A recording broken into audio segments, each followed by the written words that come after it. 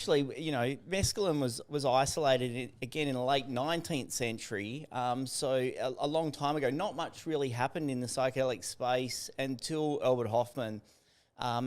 So he was investigating potential medicines for migraine, and he was looking at derivatives of ergotamine, which is contained in ergot fungus. It grows in rye. It's caused a bunch of problems historically where people would experience something they labelled St. Anthony's fire. Basically, people that unintentionally had consumed this ergot fungus would experience severe hallucinations.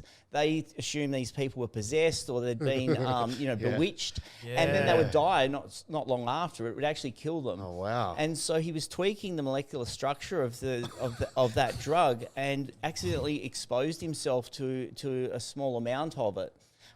So that initial experience, he didn't feel right. I think he left the lab, went and had a nap. But he had a pretty good idea which drug he'd exposed himself to. So a couple of days later, he went to the lab and intentionally took 250 micrograms of LSD, which we know now is a pretty high dose. But back in those days, nothing was really active below a milligram. So he thought he was being quite cautious. And of course, he had the bicycle day experience. He had a pretty full-on psychedelic experience. From there, the lab he was working for, Sandoz, really just sent it out to researchers around the world to try and figure out what this thing could be used for. Hey, this guy's tripping dick. Just go figure out what's in it. I mean, they're a pharmaceutical industry, so they need an indication to use the drug, to treat something with it. So they just sent it out to people hoping someone would find a use for it. Not long after that, Gordon Wasson discovered for the Western world psilocybin mushrooms in Mexico. He was an investment banker.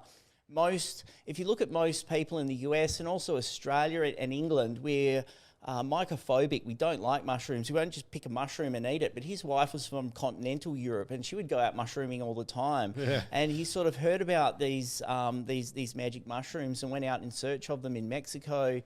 Had a mushroom ceremony with one of the traditional Mexican people, took some of the mushrooms back as samples. Albert Hofmann actually analysed them, extracted psilocybin. So not only did Albert Hofmann discover LSD, he also discovered psilocybin. Wow. So this dude is like the godfather. He's the godfather of hallucinogenics. Yeah. Hey hard yarners, hope you liked that clip. If you would like more clips like that, click here. If you want to watch the full episode, click here. And if you want to subscribe to our channel, click here. And as always, join the Patreon for more risque content. Let's get hard.